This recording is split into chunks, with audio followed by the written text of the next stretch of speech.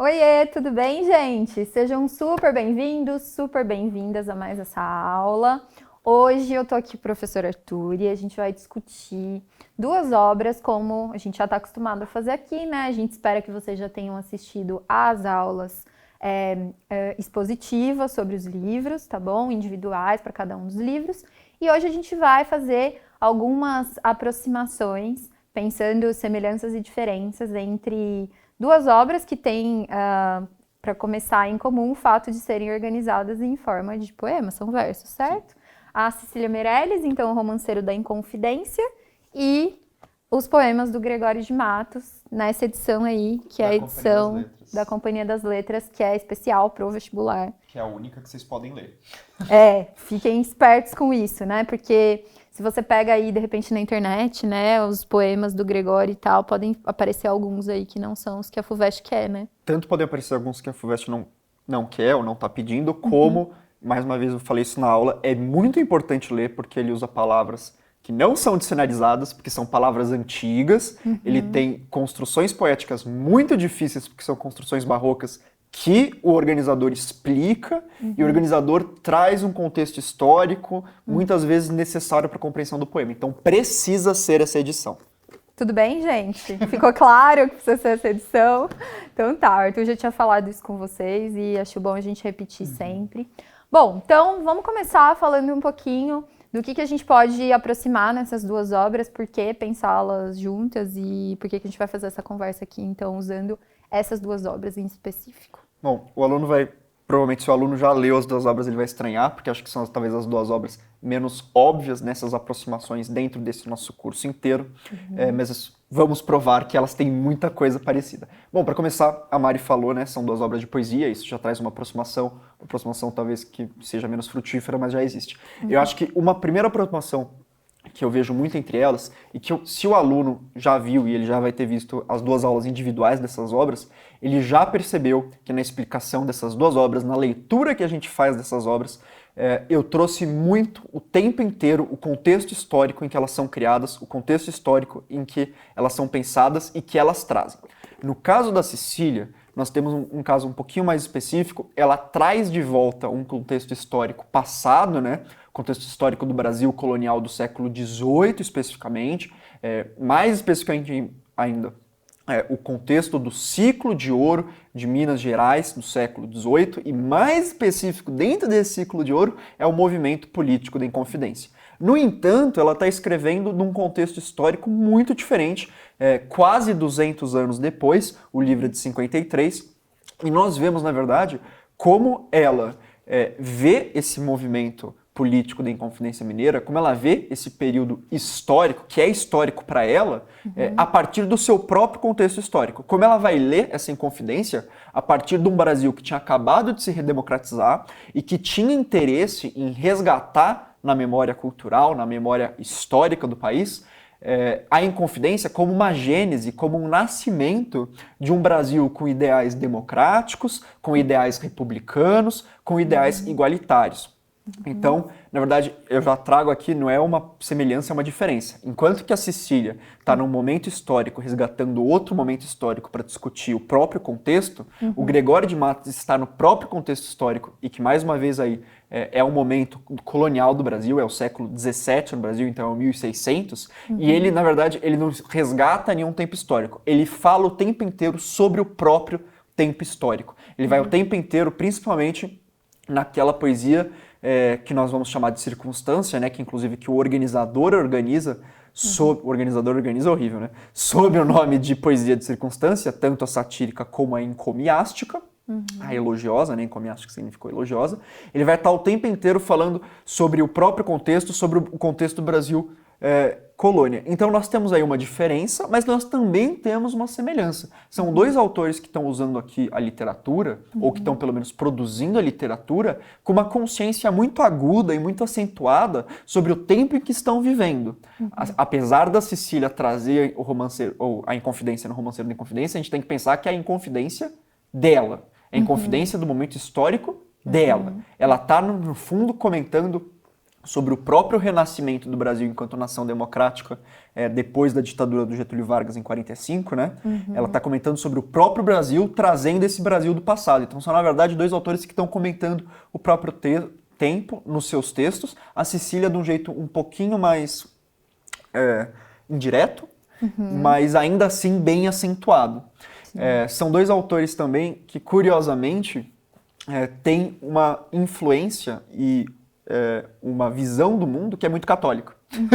Apesar de no Gregório a gente ver que isso muitas vezes se distorce, né? A gente vê que como o Gregório é barroco, o Gregório tem poemas, na verdade, que são religiosos, é a última parte do livro, em que ele vai ser simplesmente um poeta religioso, vai louvar o mistério divino, louvar Jesus Cristo, louvar a Virgem Maria, bem direto, mas ele tem, por exemplo, uma seção nesse livro que são poesias erótico-irônicas, que são bem hereges, se a gente considerar a visão católica. Enquanto que a Cecília Meirelles, ela traz uma visão da Inconfidência Mineira que é histórica, mas que também é religiosa. A gente viu também na aula como o Tiradentes, por exemplo, é visto como uma figura que representa Jesus Cristo, uma figura altruísta, uma figura idealista, uma figura de mártir mesmo, e o Joaquim Silvério, se não me engano, é o nome dele, mas a gente mencionou na aula, que é o amigo do Tiradentes que vai trair os Inconfidentes, visto como um Judas. Então são dois autores que trazem uma visão de mundo e sobre o próprio tempo que não deixam de passar pela religião, pelo catolicismo. Voltando rapidamente ao Gregório, também lembrar que o Barroco, movimento literário, cultural, etc., do qual ele faz parte, é um movimento por excelência da Contra-Reforma. É um movimento por excelência de uma reação católica aos princípios tanto do Renascimento quanto da Reforma, de racionalidade, de harmonia, de tranquilidade, de clareza. Eu acho que eu já trouxe aí algumas diferenças e algumas semelhanças que dão o jogo. Sim, já colocou aí pra gente algumas questões. Vamos falar um pouquinho da Cecília, então, e pensar nesse livro, começando pelo título, né? Por que um romanceiro, né? Pensando que... Porque aí, gente, dá uma confusão danada na cabeça, né? Porque assim, a gente chama de romance as narrativas em prosa. E aí, isso aqui chama romanceiro e é escrito em versos. Aí já deu um nó na minha cabeça, não entendi nada. Mas afinal de contas é um romance escrito em verso. Por que é romanceiro? A gente tratou isso na aula. O romanceiro, e aí eu acho que é bacana isso, porque isso eu não trouxe na aula, a diferença entre romanceiro e romance. E aí tem uma confusão ainda maior, que o romanceiro é feito de romances.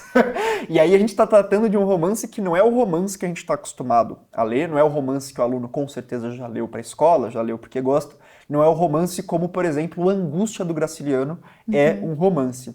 O romance é uma forma poética medieval originada na Península Ibérica, ou seja, em Portugal e na Espanha, que conta uma história. É então uma poesia narrativa. A gente também viu isso na aula, é aquela coisa esquisita, né? Que é uma poesia, é um livro de poesia que tem personagem, é um livro de poesia que tem enredo, e é uma forma popular cantada, principalmente, por isso exige certos recursos formais que a gente também viu na aula, que são uma métrica fixa e rimas. A gente viu que as métricas da Cecília são principalmente em 5 sílabas poéticas, em 7 sílabas poéticas. O aluno tem que lembrar que ele precisa decorar os nomes redondilha menor ou medida velha e redondilha maior ou medida nova, mas não só. Eu lembro para o aluno que a gente também viu um poema, se não me engano, que era em decassílabo. Se nós não vimos, eu garanto que ele está lá. Tem alguns poemas em decassílabo dentro desse livro. Mas isso não deixa de ser uma facilidade para o aluno, né? Porque afinal, se no Drummond ele precisa o tempo inteiro saber se é em verso livre ou se tem métrica fixa, na Cecília o aluno pode saber, sempre tem métrica fixa. E nós vimos também que ela usa o recurso da rima, nós vimos que ela usa o recurso da rima perfeita e da rima imperfeita, nós vimos um exemplo da rima imperfeita. Mas o romance aqui é um gênero poético, literário, que se nós fôssemos descrever ele rapidamente, é isso. É um gênero poético medieval, popular, isso é bem importante. A Cecília tenta fazer uma poesia que é extremamente popular. Nisso nós temos mais uma semelhança com o Gregório de Matos, como na musicalidade nós também temos uma semelhança com o Gregório de Matos, mas é uma poesia popular e narrativa, então é uma poesia que tem enredo, tem personagens. É por isso que é o romanceiro. E é interessante, porque essa é uma característica da Cecília, né, como autora. Ela busca, em alguma medida, nas obras dela, ser essa autora mais popular mesmo, né, e busca, inclusive, essa aproximação com a música, né, tem muita musicalidade na obra da Cecília como um todo. Eu acho que é importante a gente dizer, e talvez, acho que você já tenha comentado isso na aula expositiva, que é essa questão de uma tentativa de classificação desse livro da Cecília, né? De tentar classificá-lo dentro do momento histórico que ela está vivendo, que é o do modernismo, e aí não dá para a gente classificar a Cecília como modernista, né? É muito difícil a gente fazer isso. E algumas características que existem aqui na poesia dela, como essa questão de mistura de sensações, né, que poderia levar a uma ideia do simbolismo, talvez algumas características árcades, enfim, né, tem uma mistura aqui. Agora, é importante, acho que talvez a gente destacar que não é legal classificar esse livro dentro de um período. Não, de jeito nenhum. Como a Mari acabou de falar, o tempo histórico dela é o do modernismo. Esse livro já é, inclusive, depois do modernismo, né? Esse livro é de 53, é quando o modernismo já é depois da segunda fase modernista. Sim. Mas ela começa a publicar no modernismo. Ela não é modernista. E ela não é modernista por quê? Porque, como a gente viu, ela não adere a ideias poéticas, ideias literárias do modernismo, como o verso livre, como a questão, o questionamento do que é a poesia, do que é a arte, do que é a literatura. Uma dicção poética extremamente debochada, que tenta fazer piada com os parnasianos. Ela não é nada disso. Ao mesmo tempo, como a Mari falou, essa musicalidade, esse lirismo da obra dela, que inclusive não é uma característica do Romanceiro da Inconfidência, ele tem um certo lirismo, mas não é o lirismo da obra da Cecília Meirelles. Aquele negócio que a FUVEST gosta bastante, né, gente, de pegar um livro dentro da bibliografia de um autor e esse livro é muito diferente dos outros livros, e o aluno precisa saber as características gerais do autor para saber no que ela se diferencia. Sim. Então, a poesia dela normalmente é caracterizada por um lirismo muito grande, uma vida interior muito grande, uma religiosidade muito grande, uma mescla de sensações que poderia ser simbolista, não é simbolista.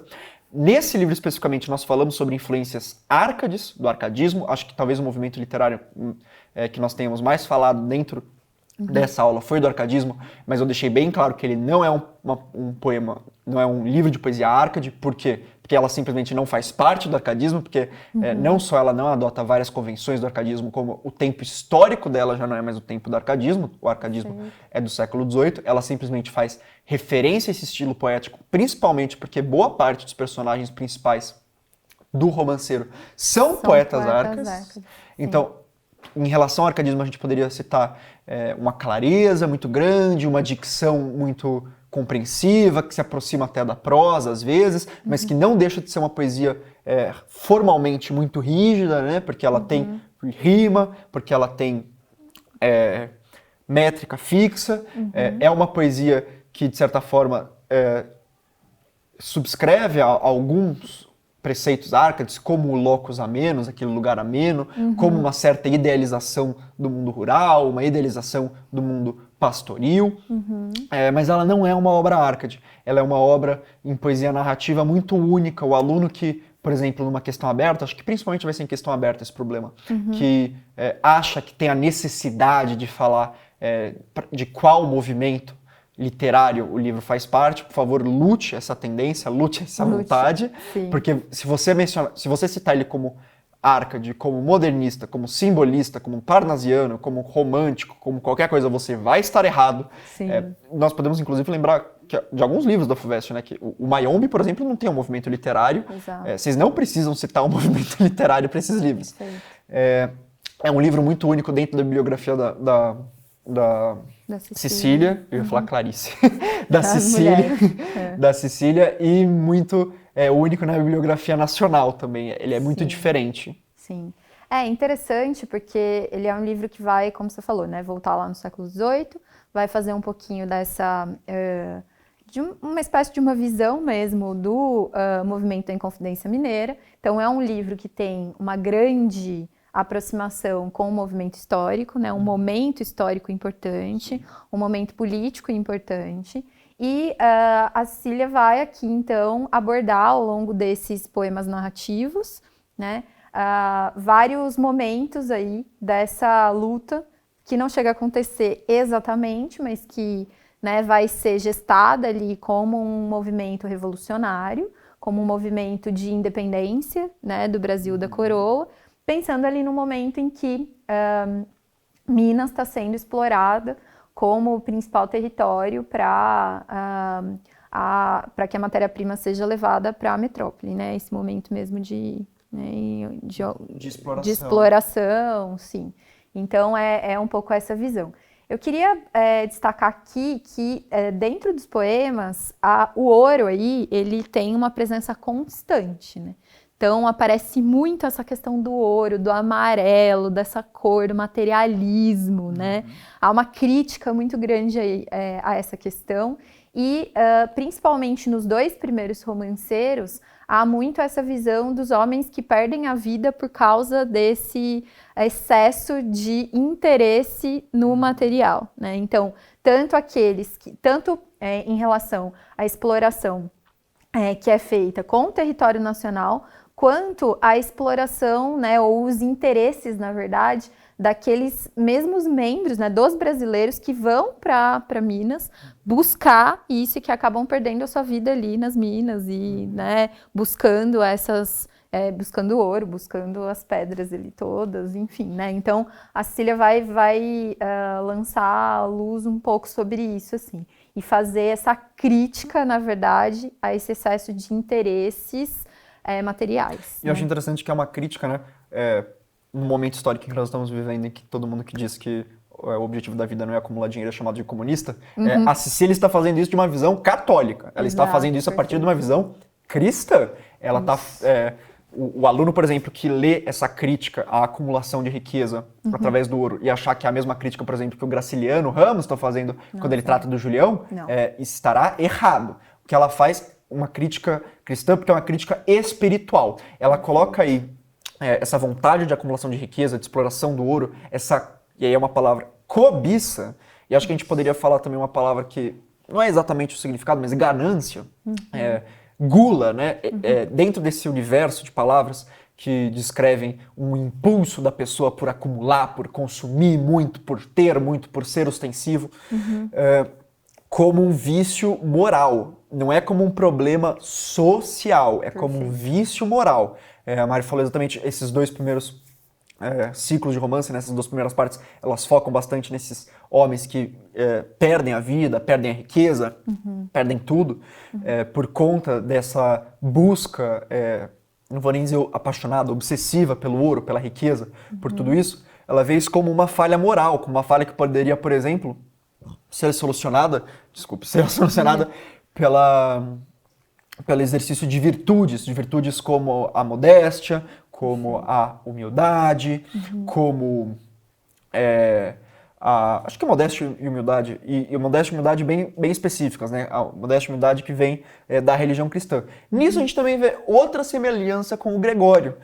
O aluno vai lembrar na poesia satírica dele vários poemas em que ele escreve sobre como a cidade da Bahia, a cidade de Salvador, né, na época era chamada Cidade da Bahia, como a colônia estava tomada por negociantes, por embusteiros, por ladrões, e ele o tempo inteiro faz essa crítica, apesar de ser dentro da poesia dele que poderíamos chamar de profana, não é exatamente a poesia religiosa dele, mas ele faz essa crítica como uma contraposição aos homens de virtude. Fala como essa cidade está cheia de canalhas, de velhacos. Ele vai usar várias palavras, principalmente naquele soneto que a gente não chegou a ler junto, mas que eu recomendei a música do Caetano, feita a partir dela, A Triste Bahia. Se o aluno ouviu a música, ou se o aluno, melhor ainda, né, leu o livro da FUVEST, A Triste Bahia, ó quão dessemelhante...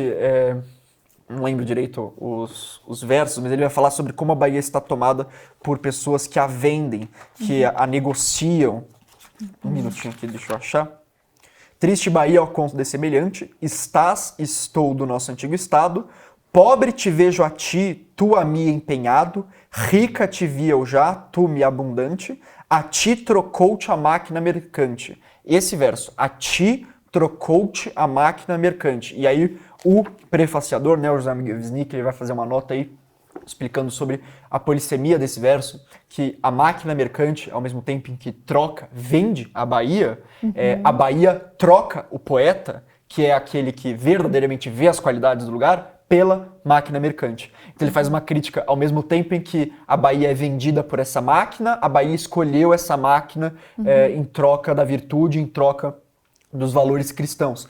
Tá aí uma semelhança. A Cecília Meirelles também traz uma polissemia do ouro dentro da obra dela, em que, ao mesmo tempo em que o ouro é essa obsessão, essa fonte de pecado, a gente pode usar literalmente, eu usei vícios, acho, antes das palavras, mas a gente pode usar pecado da ganância, ao mesmo tempo ela é representada sempre como uma fascinação mesmo da autora, né? Como uma pedra bonita, porque nós temos que lembrar, né? Ela está falando sobre as cidades históricas de Minas. Qual é a grande atração das cidades históricas de Minas? Igrejas regadas de ouro.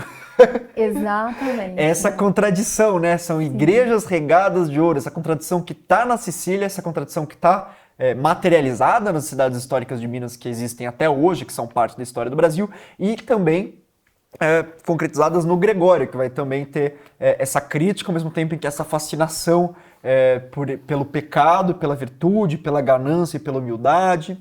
Eu acho que tá aí também outra aproximação possível entre eles. Sim, e esses opostos, né, é interessante, porque é exatamente isso. Você tem uma religião que, na verdade, é o grande paradoxo da religião católica, né? Você tem toda uma pregação de humildade, de pobreza, né? Como é que é a coisa da Bíblia? Os pobres é que entrarão no reino dos céus, não é isso? Os humildes herdarão a terra e é mais fácil um camelo passar pelo fio de uma agulha do que um homem rico. Entrar no reino do céu, não é isso? E aí você tem uma igreja que é feita inteira de ouro, né? E aí você tem toda uma instituição que cresce a partir de uma riqueza enorme, né? É uma crítica que é feita até hoje, né, para a Igreja Católica. E eu acho interessante que isso é abordado, essa contradição mesmo, é a palavra, é abordado na Cecília e no Gregório de maneiras tão diferentes, tão díspares. Vamos lembrar que a Cecília aqui, apesar do livro não ser Árcade, ela tem um tratamento que lembra em alguns aspectos do arcadismo, e uma delas é a clareza. A Cecília o tempo inteiro parece que ela está escrevendo uma história que é uma reta, uma reta direcionada, né? É uma evolução, é sempre uma coisa muito lógica, é sempre uma coisa muito harmoniosa, é sempre uma coisa muito claro para onde as coisas vão. E dentro dessa clareza, essa contradição de uma igreja católica, de igrejas que são feitas de ouro, né? Dessa igreja que diz para as pessoas, para elas terem humildade, para elas serem modestas e que ao mesmo tempo é a instituição mais rica da história da humanidade, é um problema, é uma contradição que tem que ser resolvida, que para Cecília, inclusive, tem que ser resolvida através da renúncia aos bens materiais. No Gregório, essa contradição, eu não vou dizer que ela é uma vantagem, não vou dizer que ela é uma virtude, mas ela existe e o poeta, de certa forma, aceita ele.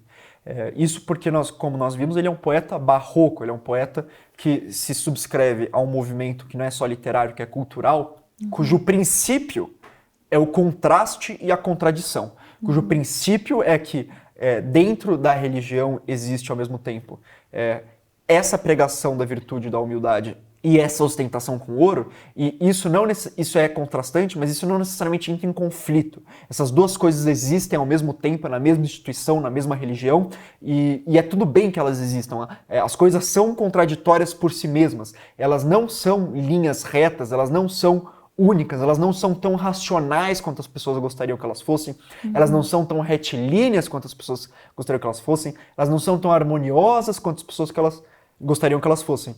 Então nós temos aí um tratamento da Cecília que é mais Árcade, vamos dizer que é mais racional mesmo, que é mais cartesiano, que tenta trazer uma coerência para a igreja, uma coerência para essas virtudes, que no Gregório não faz muito sentido, porque ele não está cobrando coerência de ninguém, ele está falando, inclusive, as coisas são incoerentes e isso faz parte da existência. E é interessante pensar no barroco mesmo, né? Com essa coisa do claro escuro, dessas contradições, exatamente. Né? Você pega o barroco na pintura e ele vai para esse lado, né? Dessas contradições como parte de uma composição. E não como uma contradição que deve ser excluída ou deve ser resolvida. E é engraçado, inclusive, a gente está tratando das cidades históricas de Minas no Romance da Inconfidência, porque eu quero lembrar... a Cecília está falando sobre poetas árcades, então é o momento do arcadismo nas literaturas nacionais. Ao mesmo tempo, é o ciclo histórico do ouro que vai nos dar os maiores exemplos do barroco artístico brasileiro. Eu peço para que o aluno, infelizmente eu devia ter trazido slides, eu esqueci disso, peço que o aluno busque Aleijadinho no Google ou igrejas barrocos, Minas Gerais, ele vai achar igrejas recheadas de ouro, né, banhadas todo no ouro, e não só igrejas banhadas no ouro, né, igrejas que têm um estilo artístico que é identificado com o barroco. E como é que o aluno consegue identificar esse estilo? O aluno vai ver muita decoração, muito afresco, muito ouro, que é para exatamente gerar esse contraste numa igreja cheia de riqueza, muita opulência, muito excesso. O barroco é esse movimento artístico do excesso, do muito demais, do a mais mesmo. Ele vai perceber isso no Gregório. O Gregório, quando ele elogia muito. Tem um momento lá no poema que a gente leu, em que ele está elogiando, né, um juiz que, não lembro se é juiz, se é príncipe, alguém da corte portuguesa que está vindo para o Brasil, e ele fala alguma coisa no sentido de quem me dera apenas que eu pudesse beijar os seus sapatos. E quando o Gregório vai criticar, ele vai criticar muito. E quando ele critica uma pessoa, é porque essa pessoa é estúpida, é feia, é horrível, é inútil, ela não presta. E quando ele vai elogiar, é porque ela é a maior pessoa do mundo. Se o aluno vê, enfim, essa manifestação artística, que são as igrejas de Minas no Barroco, ele vai perceber bem essa contradição, e é bem no momento histórico que a Cecília está tratando. E é engraçado, né, como quando ela trata disso no Romanceiro, a gente não vê nada disso, né? Porque a Minas Gerais dela é pura, é limpa, é bonita, ela é retilínea, ela é lógica, ela é harmoniosa, e o rompimento dessa harmonia, dessa lógica, vem só com algo tão estúpido e tão ruim. E ela mostra isso de um jeito estúpido e ruim, quanto a opressão da coroa portuguesa. Então parece que a opressão da coroa portuguesa aí é o rompimento de uma ordem que existia. E poxa, o Gregório é um autor que, apesar de não ser do século XVIII ou do século XVII, mas é da colônia, e está mostrando de como essa harmonia não existia. Ao contrário, como a gente viu na aula, no Gregório sempre tem um mundo em desacordo. Como sempre tem um mundo que um mundo que deveria ser, e como o poeta, a partir do momento em que ele sabe que o mundo não é como ele deveria ser, ele se revolta, ao mesmo tempo em que ele abraça esse mundo e fala, não, é isso aí mesmo, esse mundo é horrível, esse mundo é bom e ruim ao mesmo tempo, e não tem o que fazer, é isso aí mesmo. E aproveita isso para construir, né? Como material artístico mesmo. Exatamente. Né? Porque é isso, daí o Gregório vai abraçar tudo isso e vai escrever uma obra absolutamente cheia desses contrastes, desses exageros, desse tudo, né? E aí acho interessante a gente olhar daí para Cecília, como essa autora que está escrevendo lá no século XX sobre o XVIII, desculpa, né?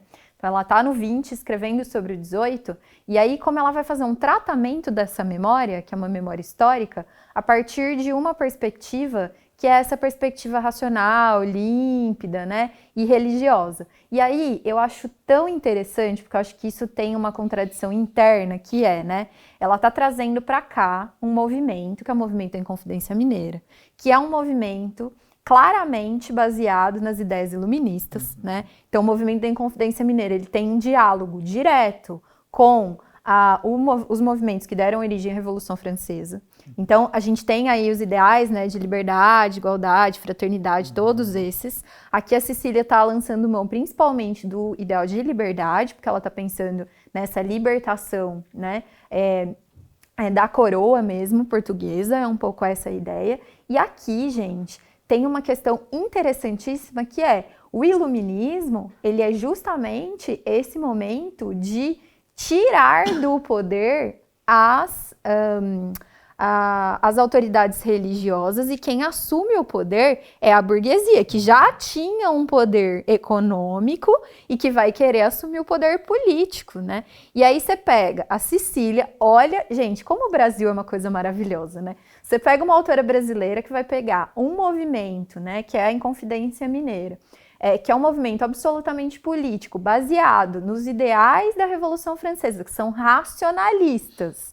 Pensa nisso, né? A Revolução Francesa está no iluminismo, gente. O iluminismo tá razão em primeiro lugar, religião que se ferre, não tem dogma aqui, isso. Então você pega um movimento político que se dá nesse arcabouço. Aí você pega uma autora que vai fazer uma revisão desse movimento histórico a partir da literatura com uma visão católico-cristã, né? É muito doido isso. Isso eu acho bacana. A construção da obra, ela é meio barroca, né?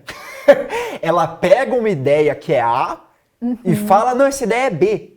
E bota ali, no sentido não que a poesia dela é barroca, mas é contraditória e, de certa forma, abraça essa contradição. Uma característica da Cecília que a gente pode lembrar da nossa aula de Bernardo Carvalho, na verdade, na minha conversa com o Alex, é que não é uma obra historiográfica, né? É uma obra literária. Perfeito. É uma obra necessariamente anacrônica. Isso. Como a Mari falou, a interpretação dela da Inconfidência, de certa forma, escanteia os princípios que os próprios Inconfidentes, que os próprios poetas Árcades poderiam ter sobre a própria atuação política. Ela tem uma leitura que, mais uma vez, é uma leitura interessada na história do Brasil. É uma leitura que quer explicar a história do Brasil a partir de pressupostos. É o oposto do processo científico, em que a gente examina algo, examina um fenômeno, para depois chegar a uma conclusão a partir do que a gente observa. Ela já tem uma conclusão e vai observar o fenômeno a partir dessa conclusão que ela já tem. E eu acho interessante que a Mari trouxe aqui do iluminismo, né, como é um movimento influenciado pelo iluminismo, a Inconfidência, e como o arcadismo, e isso a gente mencionou na aula, é o contraparte iluminista dentro da literatura, como boa parte desse resgate da cultura clássica passa também pelo Renascimento, mas passa principalmente por ideais de clareza e racionalidade, e por simetria, né? Harmonia. E nisso a gente pode fazer um paralelo com o Gregório e como o Barroco, como eu tinha falado, é a contraparte cultural da Contra-Reforma. E como são dois movimentos que, de certa forma, se contrapõem. E se contrapõem literalmente. O arcadismo se convencionou, né, que o arcadismo é um movimento literário que vem logo depois do Barroco, e que realmente se contrapõe ao Barroco. Enquanto que o Barroco traz nessa aceitação da contradição, e a gente tem que usar essa palavra, essa aceitação da contradição, ela é irracional, né? Ela assume que o mundo é irracional e abraça essa irracionalidade, e o arcadismo vem exatamente para virar e falar, não, é necessário haver racionalidade no mundo, porque se a gente abraça simplesmente essa irracionalidade, se a gente aceita que as coisas são assim, a gente não consegue compreender de verdade o mundo, a gente não consegue agir sobre o mundo. E o arcadismo vem logo depois do Barroco como contraponto, como, na verdade, representação literária do iluminismo, como o Barroco era a manifestação literária da Contra-Reforma. Mas voltando a Clarice...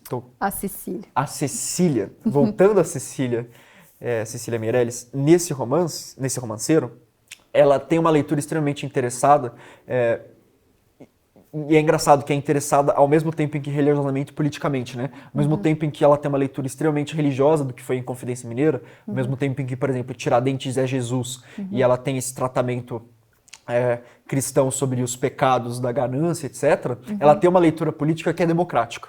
E essa leitura democrática, ela é iluminista. Porque ela, de certa forma, resgata de forma mais ou menos fiel os ideais da Inconfidência Mineira, dos Inconfidentes que queriam não só ter um Brasil independente, mas ter um Brasil republicano. Ter um Brasil que fosse o oposto da monarquia portuguesa. Então, que fosse republicano e laico. E é um movimento republicano e laico lidos por uma republicana católica. Então, eu acho isso muito doido, né? Porque hoje, por exemplo, a gente tende, né, nesse momento tão polarizado, né, bizarro, a separar essas coisas completamente, né? Então, quem é republicano e quem vai olhar como revolucionário o movimento da Inconfidência Mineira é alguém que, né, não é católico, ou que não está nessa via da religiosidade. Enfim, as duas coisas estão separadas, né, em alguma medida. Sim. Então, é interessante a gente olhar para a complexidade que tem aqui. E, gente, eu acho ótimo porque a gente precisa entender que as coisas são complexas. E as pessoas podem ser muitas coisas ao mesmo tempo, né? E a gente pode ser, né, ter uma visão política que seja, de alguma maneira, contaminada por uma visão religiosa, porque o ser humano é isso, né? Exatamente. É uma frase que a gente se depara tantas vezes hoje, né? Ah, como tal pessoa consegue ser de X religião e ter Y posição política? Parece irreconciliável. E a Cecília, nesse momento, ela está exatamente, como uma republicana católica, ela recupera de forma fiel o que interessa, que é o republicanismo, e interpreta de forma anacrônica o que interessa, que é o catolicismo. E ela mostra como essas visões, e a visão católica aqui é inseparável da visão política. Então, o Tiradentes é ao mesmo tempo líder político idealista, que apenas queria fraternidade, igualdade, liberdade para os homens, e ao mesmo tempo ele é Jesus Cristo. Sim. Ela retoma também, e aí vamos lembrar, ela retoma um personagem religioso como Jesus de uma maneira também interessada. Nós sabemos que existe mais de um Jesus Cristo, né? Existe o Jesus Cristo dos pobres, dos ricos, o tolerante e o intolerante, infelizmente. Sim. E o mito de Jesus Cristo, né? E aqui estou falando, gente, da história, né? Dessa história desse líder político que, né? É uma história que existe em várias culturas e religiões diferentes, né? Então, como você tem Jesus, você tem lá a história do Buda, você tem do Maomé, você tem as histórias, né, desses... Então, na verdade, ela tá pegando um mito religioso, né, como base para construir essa figura do Tiradentes, que é uma figura absolutamente revolucionária e perseguida. Isso que é muito interessante, né? Eu acho que aqui ela vai dando toda uma roupagem para o Tiradentes, que é essa roupagem desse cara que estava, sem perceber, sendo o tempo todo olhado, perseguido, as pessoas estavam tramando contra ele, né? Então ele encontra ali, né, como que é? A viúva, né? A cigana. E aí essas figuras vão falando para ele, olha, toma cuidado, você vai acabar sendo morto, você vai acabar sendo preso, você vai acabar... Então tem inclusive esse contexto, né, esse clima de adiantamento do que vai acontecer com o Tiradentes, né? Ela vai o tempo inteiro aqui nos versos adiantando pra gente que o desfecho dessa história vai ser um desfecho trágico, que ele tá sendo perseguido, que ele tá sendo observado, né? E eu acho muito legal como ela descreve as reuniões dos inconfidentes, né? Então ela vai falando ali, né? As portas fechadas, as janelas, né? E ali se reuniam os intelectuais. E ela vai fazer uma aproximação direta com a questão da Revolução Francesa, porque ela vai dizer os intelectuais que estudaram na Europa, ou que trouxeram ideias da Europa. Voltaire, sim, ela vai fazer várias, né, assim, ela vai mostrar pra gente que a referência é essa, né, estou usando a referência da Revolução Francesa, estou pensando, né, então ela vai reconstruindo isso politicamente, que é muito legal, e essa questão de esses inconfidentes estarem sendo o tempo todo observados, e né, mas ao mesmo tempo isso tem uma visão religiosa, que é essa desse Jesus perseguido, que vai ser mal compreendido, e que vai ser, gente, a forma como Tiradentes é exposto aqui, né, é uma coisa assim, bizarro, tanto que ele é romantizado mesmo, né? É uma figura, ele é ingênuo, né? Ele é até bobão, assim. Ele é bobo, ele é essa figura muito boa, né? Ele tem um coração muito bom, ele quer muito, né? Ele é aquele que está muito interessado no idealismo do movimento, ele quer muito melhorar a vida das pessoas. E assim, ele não está nem preocupado com ele mesmo, ele está muito preocupado com os outros o tempo inteiro, né? Então, nesse sentido, é muito Jesus mesmo, né? É essa figura de um sacrifício. É o mártir, né? E eu acho interessante mártir. Que é o mártir que é ao mesmo tempo religioso e que é político. E a gente, na nossa última conversa, a gente tratou de um outro mártir que era religioso e que era político, que era o comandante, né? Do Mayombe. Sim, vamos lembrar, vamos relacionar outros livros. Sim. Vamos pensar que nas nossas leituras para o vestibular, nós vamos ler 3 versões de Jesus. Nós vamos ler o Jesus do Eça de Queiroz, que é aquele Jesus extremamente... materialista no sentido de realista, né? Aquele Jesus extremamente humano. Nós temos esse Jesus aqui do Tiradentes e Cecília Meirelles e nós teremos o Jesus do A Hora e a Vez de Augusto Matraga, do Sagarana, que é um livro cobrado na Unicamp, mas de qualquer jeito, né? Tá presente aí. Então a gente vê como essa figura do mártir, ela vai estar presente em vários personagens da literatura, ela vai ser um que a gente chama de arquétipo, né? Aquele modelo narrativo, e como a Cecília aqui que vai tratar desse Jesus, como ela faz, de certa forma, um movimento inverso do Eça, né? O Eça vai tratar Jesus como um homem, a Cecília trata um homem como Jesus. O Eça vai trazer um Jesus que é extremamente historicamente colocado, que é visto, na verdade, como um agente político dentro de uma relação de poder que existia entre os romanos e aquela região da Palestina, de Israel, então é uma visão realmente realista de Jesus, enquanto que a Cecília vai trazer uma visão que não é nem um pouco realista do Tiradentes. Como eu mencionei na aula, pesquisas historiográficas descobriram que Tiradentes não era nada disso, ele era um barbeiro, um homem extremamente simples, com pouca leitura, ele inclusive nem teve tanta coisa assim a ver com a Inconfidência Mineira, ele foi inclusive meio bode expiatório, mas a Cecília Meirelles está interessada aqui em trazer um Tiradentes que é um Tiradentes idealizado, um Tiradentes mítico. Mítico é a palavra, é um Tiradentes que é o prenunciador do momento democrático em que ela vivia. A gente também tem que pensar o momento em que ela vive, ela sai do Estado Novo, ela sempre foi uma democrata, ela sempre foi uma democrata cristã, sempre foi uma liberal cristã, e nós temos que ver também nessa cena, por exemplo, dos intelectuais conversando na alcova, né, escondidos, a visão dela e dos amigos dela durante o Estado Novo do Getúlio Vargas, discutindo num círculo intelectual no Rio de Janeiro, discutindo, não a derrubada, porque não teve uma derrubada do Getúlio motivada pelos intelectuais, mas uma oposição, né, a esse governo tão autoritário. Eu acho engraçado a gente comparar essa figura de Jesus, agora não com uma figura ficcional, mas com a figura histórica do Gregório de Matos, que como nós vimos, era um bacharel em Direito, nasceu de uma família rica, se tornou desembargador, exerceu vários cargos públicos durante a vida para a coroa, mas que era constantemente, na verdade, demitido, porque se recusava a cumprir ordens que ele achava injustas, se recusava a seguir o código moral estrito da colônia e da metrópole, e que em um ponto da vida larga tudo, larga o mundo material e vai viver no recôncavo baiano, tocando viola, cantando os poemas dele, vai virar uma espécie de hippie barroco do século XVII. Pensar nessa visão do homem que se livra dos bens materiais, da vida confortável, para exercer aquilo que ele considera um exercício, uma manifestação espiritual e artística da vida. Eu acho muito engraçado isso, porque o Gregório de Matos, a pessoa que leu o livro, a pessoa que teve a nossa aula vai saber que ele não é nenhum santo.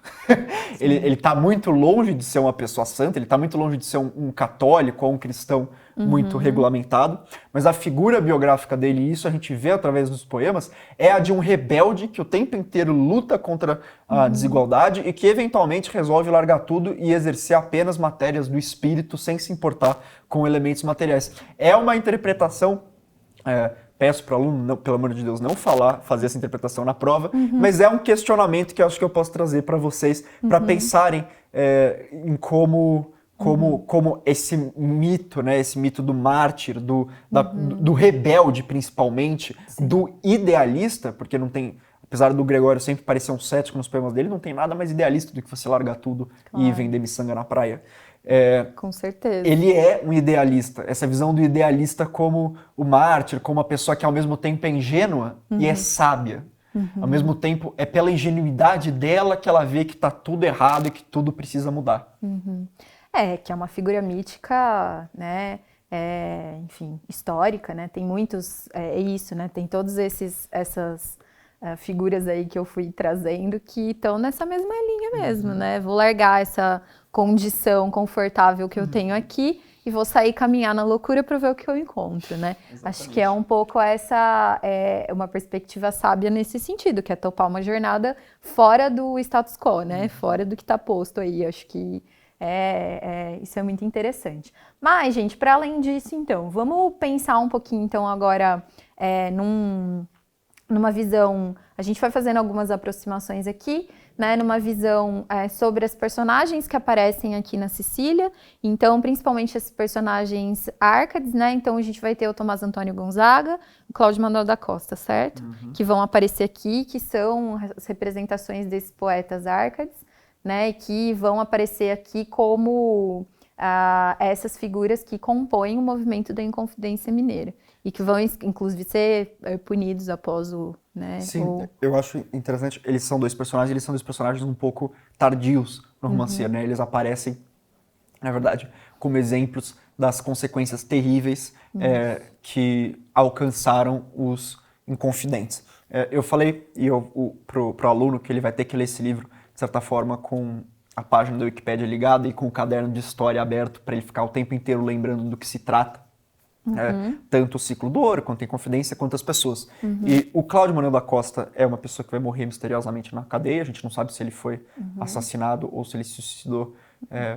Uma figura querendo não ser, de certa forma, o Herzog durante a ditadura militar. Sim. Enquanto que o Tomás Antônio Gonzaga vai ser degradado, ele sofre a pena de degredo, que é basicamente uma expulsão do país para as colônias africanas. Era uma punição. Existia a punição de se você estava em Portugal, você podia ser degradado para o Brasil, e do Brasil para a África. Existia uma hierarquia aí do quão ruim, ótimo, né? do quão ruim eram as colônias. Tá. Existia a colônia e a subcolônia. E ele vai para Moçambique, vai morar o resto da vida em Moçambique, e ele tem um grande poema, né, o grande poema Ártica, que é a Marília de Dirceu, que a Cecília Meirelles faz referência. Então, o aluno tem que, de certa forma, saber um pouquinho de história, tem que saber um pouquinho de história literária para sacar o que está acontecendo. E eles são duas figuras que vão ser tratadas aqui de uma forma um pouquinho menos idealizada do que o Tiradentes, e isso é bem interessante. Tiradentes é essa espécie de santo louco, né? Essa espécie de Jesus Cristo, essa pessoa que através da inocência alcança a sabedoria, e eles dois são tratados de uma forma muito mais factual, de uma forma muito mais realista até, de uma forma que eram duas pessoas que não eram nenhum santos, não eram idealistas, não eram essa figura arquétipa, mas eram duas pessoas interessadas na independência do Brasil, eram dois iluministas, eram duas pessoas que estavam interessadas em implementar uma república no Brasil e que sofrem consequências terríveis. O Cláudio Manuel, os dois são torturados, os dois são presos primeiro, né, os dois são torturados, um deles se suicida ou é suicidado, e o outro é expulso para Moçambique. Mas a Cecília, ainda que trate eles de uma maneira um pouquinho mais realista, ela trata de uma maneira trágica. Então, ela trata de uma maneira como se aquilo tudo tivesse que acontecer, como se eles fossem mártires também, de certa forma, como se eles foram mártires necessários para que o republicanismo no Brasil se desenvolvesse a tal ponto em que nós chegássemos à democracia em que a Cecília própria vivia. É uma visão muito martirificada deles, ao mesmo tempo que tem um tratamento um pouquinho mais realista. É diferente, por exemplo, do Filmes Inconfidentes, que eu sugeri para vocês assistirem, que vai focar na tortura, que não vai trazer uma visão nem um pouco martirizada desses árcades, vai, na verdade, trazer um retrato muito brutal sobre o que é a tortura, o que é a prisão política. O filme é de 72, tá durante a ditadura, enfim, tem razões, eu falei na aula. Sim. E acho legal a gente fazer de novo essa aproximação com a situação da própria Cecília, né, e dos autores ali, dos poetas, né, dos escritores no momento da ditadura, né? Exatamente. Que é essa posição de, ok, é muito perigoso, estamos em risco, mas é necessário que continuemos porque é assim, né? Exatamente. Acho que um pouco nesse sentido também, e aí a gente vê aqui a Cecília escrevendo, justamente continuando a escrever e trazendo essa revisão histórica do momento da Inconfidência, justamente para conseguir pensar sobre o próprio momento, né? Então, acho que, de novo, tem uma aproximação aí que talvez seja um pouquinho menos romantizada do que a do Tiradentes, porque é mais próxima também, né? De uma atualização. Eu acho que, por exemplo, o Tomás Antônio Gonzaga e o Cláudio Manuel da Costa, no Romanceiro da Cecília, estão mais perto de uma figura, mais uma vez, histórica do Gregório de Matos. Porque o Gregório de Matos, nós temos que pensar, ele é o rebelde no momento em que o Gregório brasileiro, né? Eu falei que tem o Gregório português e brasileiro, eu tô falando do brasileiro. Ele é o rebelde exatamente no momento da colônia. Ele é o rebelde no tempo do rebelde, enquanto que a Cecília está imaginando como eram os rebeldes no seu tempo. O Gregório é o rebelde histórico e ele é o rebelde bem concreto, né?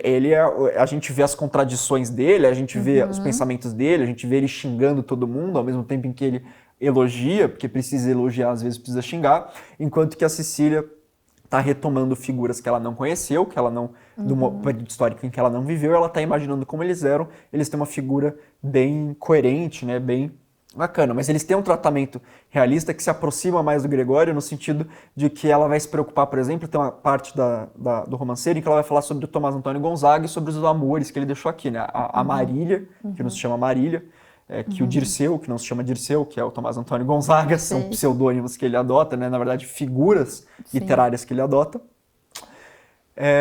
E ela vai tratar eles como homens mesmo, como pessoas que estão deixando uma vida bem concreta, uma vida bem real para trás, para se engajar nessa luta. O Tiradentes parece que ele não é uma pessoa, né? Ele não fala sobre a vida do Tiradentes, fala sobre o Tiradentes andando por aí falando que ele vai derrubar o rei. Isso. Tomás Antônio Gonzaga e o Cláudio Manuel da Costa são pessoas reais que têm que lidar com consequências muito concretas das escolhas. O Tomás Antônio Gonzaga vai ser deportado para o outro lado do mundo, nunca mais vai ver a pessoa por quem ele se apaixonava, assim como o Gregório também se apresenta como um homem real nos poemas dele, como uma pessoa com paixões, com interesses políticos, com interesses sociais.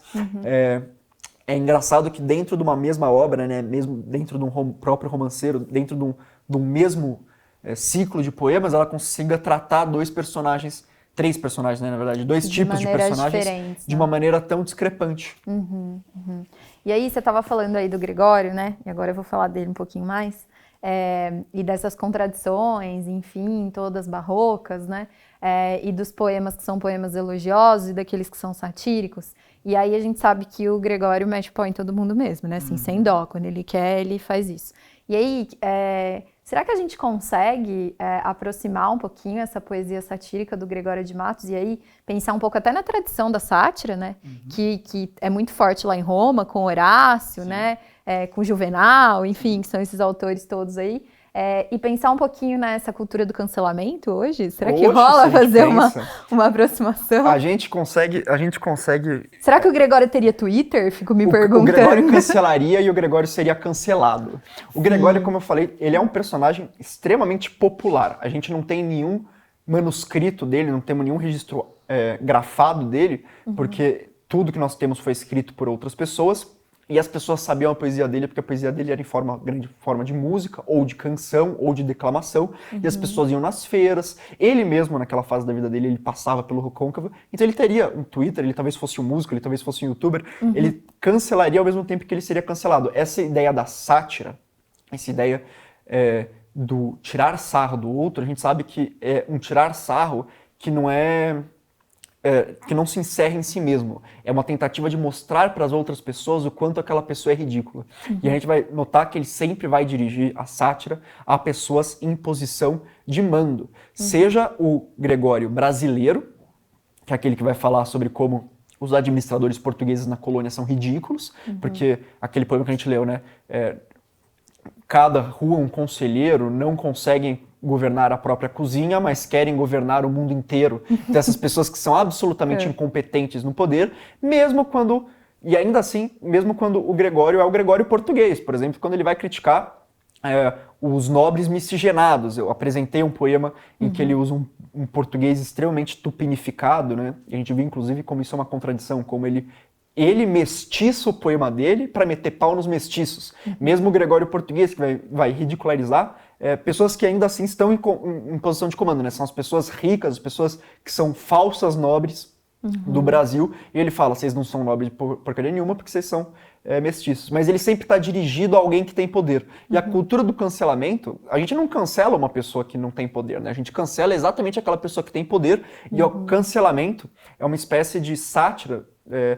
não é uma espécie de sátira, desculpa, é uma espécie de ataque que tem um propósito parecido com a sátira, que é mostrar como essa pessoa que tem poder nunca deveria ter poder porque ela não é justa, porque ela não é merecedora do poder que ela tem. Ou porque ela é contraditória, ou porque ela é hipócrita, ou porque ela é uma pessoa horrível, enfim, sempre tem alguma falta que essa pessoa cometeu que impediria ela de estar na posição dela, e é algo que o Gregório faria bastante. Ao mesmo tempo, o Gregório também seria cancelado, porque era só alguém apontar, mas ele fala uma coisa aqui, fala outra coisa ali, e o Gregório fala, falo mesmo, ele seria cancelado na hora. Sim, é muito interessante, né, pensar nisso, porque eu vejo muito essa discussão da cultura do cancelamento, né, que eu acho que está aí muito potencializada pelas redes, né, mas a sátira era uma maneira que os autores encontravam de fazer essa crítica de uma maneira um pouquinho direta, né? Ou então fazer pela literatura e dizer assim, isso aqui é só uma brincadeira, né? Isso aqui é só um poema. Isso aqui é só um poema, né? Isso aqui é literatura, não é real, né? Mas mesmo o Horácio, Juvenal, né, que são esses autores tão próprios da sátira lá no século I romano, eles usam o nome das pessoas, né? Eles cancelam usa, né? Claramente, né? O Gregório também. O Gregório, ele bota o nome da pessoa normalmente no título, né? O aluno vai perceber que os títulos são enormes e normalmente ele fala diretamente, tô zoando fulano de tal. Eu acho que se a gente... essa ideia de contemporaneizar o Gregório, eu acho que ele seria talvez um humorista. No sentido de que o humorista, na nossa sociedade, ele cancela e ele é cancelado, porque ele é a pessoa que, no momento em que, vamos admitir o Adnet. O Adnet é a pessoa que vai lá e faz uma paródia de um político, faz a paródia do presidente. E aí as pessoas da cultura do cancelamento aplaudem porque ele está criticando essa pessoa que eles não gostam. E aí ele vai lá e faz uma piada que desagrada esse público. E aí ele é cancelado por esse público. Eu acho que a figura do humorista é boa, porque o humorista, o tempo inteiro, ele anda nessa corda bamba de agradar e de desagradar. De atacar os outros e ser venerado por isso, mas de fazer uma piada ou atacar alguém que não era para ser atacado, que as pessoas não queriam que fosse atacada, e ele mesmo ser atacado. Porque ele ataca pessoas das mais diversas, né? Não uma específica, né? Não é um único tipo de, né? O posicionamento não é uno, né? Ele atira para todo lado. Exato. Ele pega todo mundo que é motivo de sátira, né? Em alguma medida, e vai fazer isso. Fazer disso produto de arte, que é a mesma coisa que o Gregório faz aí, né? Ele vai pegar tudo, na verdade, que pode ser transformado, né, em sátira como motivo. Acho que sim, e acho que essa posição também do humorista, porque se você pega o humorista, talvez ele tire sarro de alguma coisa, mas aí a opinião dele não é contra essa coisa. Ele só está apontando ali uma contradição. O Marcelo Adnet, acho que é um exemplo bom, ele teve uma entrevista no Roda Viva esse ano em que ele declarou o candidato em que ele votou, e no entanto, dentro do Tutorial dos Presidentes, aquele programa, aquele quadro dele que ele ficou famoso, ele parodiou o jeito desse presidente falar, desse candidato falar. Então, qual é? Ele é contra esse candidato ou não é? Não, ele é e não é ao mesmo tempo. Por quê? Porque ele admite que ele é uma pessoa de valor, ele é uma pessoa em que ele votou, em que ele botou a confiança dele, mas ele também é ridículo, mas ele também tem traços ali que tornam ele completamente contraditório, completamente criticável, e ele vai criticar onde tem que criticar e ele vai elogiar onde ele tem que elogiar. E ele não tem um tratamento simplório dessa pessoa de falar ela é ruim ou ela é boa. E é legal compor essa contradição, né? Entender essa contradição como parte de uma composição humana, né, gente? Porque eu acho que, de novo, a gente tá num momento tão polarizado que, nossa, você não pode ter posições muito diversas, né? Caminhando juntas, como a gente falou aqui da Cecília, né? Que é essa figura que é católica e ao mesmo tempo tá aí baseada nos valores iluministas pensando a política. Então, não sei, acho que é possível, né? É possível, sempre é possível, né? Sempre é possível porque as pessoas são, exatamente o que você falou, as pessoas são complexas o suficiente para elas agregarem dentro de si posições que são contraditórias e isso não ser exatamente um problema. Isso não é necessariamente uma virtude, mas isso não precisa ser tratado como algo a ser corrigido. Sim, perfeito. Eu acho que é isso. Se a gente puder, então, concluir, você acha que a gente vai para que pontos aí? Eu acho que a gente... Bom, as semelhanças são muito rápidas, são 2 livros de poesia. A gente passou o tempo inteiro contrastando os dois, e eu acho que é um jeito bacana de comparar também. Mas eu acho que, assim, se a gente fosse comparar os dois, além dessa brincadeira de que a única coisa que eles têm parecido são de poesia, eu acho que eles dois são representativos bastante do seu momento histórico. Tanto o Gregório falando sobre o próprio tempo, quanto a Cecília falando sobre o tempo, outro tempo, mas ao mesmo tempo falando sobre o tempo dela.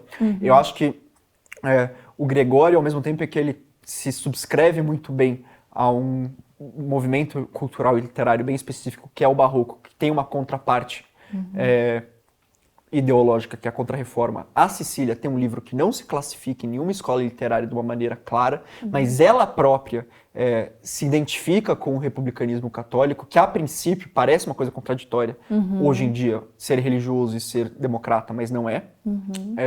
Ao mesmo tempo em que ela faz referência ao movimento literário bem específico, que é o arcadismo, apesar do livro não ser Arcade. Então, mais uma vez, nesse livro da Cecília, vamos ter uma preocupação bem grande, vamos ter um cuidado. O livro do Gregório, não, você pode falar, ele é barroco, ponto final. A Cecília, nunca podemos falar o que ela é especificamente. Ambos têm uma visão católica do mundo, apesar de serem visões católicas muito diferentes. A visão católica da Cecília já é uma visão racionalizada, né? Uma visão que exige coerência, exige uma linha reta, exige clareza, enquanto que a visão católica do Gregório é barroca, é da Contra-Reforma, uma visão um pouco contraditória, que aceita essas contradições, que acata essas contradições de certa forma.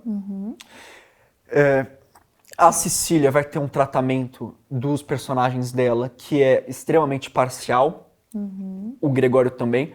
de formas diferentes. A Cecília trata o personagem dela, por exemplo, o Tiradentes, a partir de uma visão anacrônica que interessa a ela representar, enquanto que a visão do Gregório sobre as pessoas que ele vai falar é uma visão de crítica, uma visão extremamente parcial também. Então a gente pode falar que eles tomam lados bem claros das questões, das próprias questões, em estilos poéticos. A gente pode falar que eles têm semelhanças, são dois estilos extremamente populares, são dois estilos que têm métrica regular sempre, o Gregório sempre tem métrica regular, são dois estilos que sempre usam rima. A Cecília, nem todos os poemas têm rima o tempo inteiro, mas ela vai usar bastante. São dois estilos que, como eu disse, são populares, são extremamente interessados em chegar às pessoas. São dois estilos extremamente tradicionais. O Gregório, ao mesmo tempo que eu mostrei para vocês que ele traz umas inovações formais bem grandes, ele tem soneto metrificado, que é bem comum. A Cecília o tempo inteiro tá ali no metrozinho. Eu acho que são essas, acho que tem mais diferenças do que semelhanças, as diferenças são mais acentuadas, mas não deixam de ter semelhanças, e acho que são umas semelhanças bem relevantes também. E são livros que vão mostrar essa história do Brasil colônia, né? Sim. Né? E essa dicotomia português-brasileiro, né? O tempo todo metrópole-colônia, né? Como é que se relaciona uma coisa com a outra, como é que eu sou, né, o Gregório, ao mesmo tempo que eu sou português, eu sou brasileiro, vou um pouquinho para lá, um pouquinho para cá, né? Tô ali um pouco antes, né, ali no 17, depois a Cecília vai tratar do 18, e enquanto essa dicotomia ainda continua existindo, né, o que é brasileiro, o que é português, quem que são esses autores, né, ou essas pessoas que se juntam ali para pensar uma independência. Exatamente. Então, né, também são livros que vão falar sobre a história do Brasil, né? Sim, no Gregório, eu esqueci de mencionar isso, no Gregório a gente viu que essa visão dele de ter uma decadência, de ser sempre um mundo em desacordo, também tem a ver com a decadência do Império Português e com a decadência da economia açucareira. Então são dois livros também que têm que ser lidos com bastante relação com o momento histórico em que eles estão, e principalmente no da Cecília, com o momento histórico que ele retrata. Sim. Perfeito, então. Muito bom. Gente, espero que vocês tenham aproveitado o papo, tá? Vocês têm aí bastante material para anotar, para estudar, para pensar esses livros, tanto para as questões objetivas quanto para as questões abertas, tá? E a gente vai se falar ainda para tirar as dúvidas de vocês, qualquer questão que tenha ficado, então anotem, né? E aí a gente vai marcar os nossos encontros de Tira Dúvidas. Arthur, muito obrigada por mais essa conversa. Um beijo para vocês, gente. Até a próxima aula. Beijo, gente. Tchau, tchau. Até a próxima.